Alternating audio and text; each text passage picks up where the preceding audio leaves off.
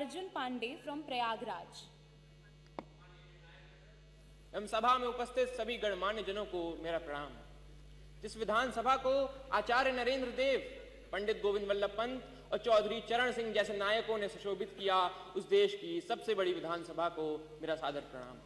मेरा नाम अर्जुन है, कक्षा 12वीं का छात्र हूँ। संविधान के 75 वर्षों की यात्रा पर बोलने हेतु तीर्थों के तीर्थराज प्रयाग से आपके समक्ष उपस्थित हूँ।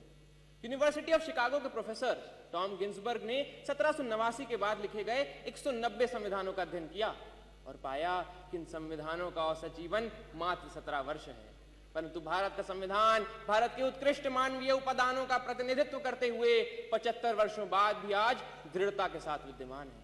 यह इसलिए भी क्योंकि भारत का संविधान मात्र 2 वर्ष 11 महीनों के विमर्श से तैयार हुआ एक दस्तावेज नहीं, अपितु 200 वर्षों की सतत साधना से परिणित नवनीत है।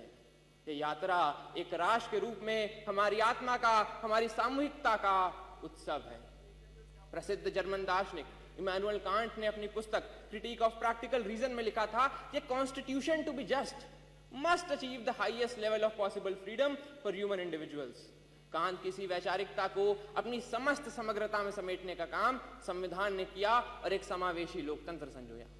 भारत का संविधान सिर्फ इसलिए बड़ा नहीं है क्योंकि इसमें 1.5 लाख शब्द हैं, अपितु इसलिए भी क्योंकि इसके पृष्ठों से महात्मा गांधी के हिंद स्वराज, भगत सिंह के क्रांति, अंबेडकर के सामाजिक न्याय और नेताजी बोस के संप्रभु और सशक्त भारत की आकांक्षाएं भी परिलक्षित होती हैं।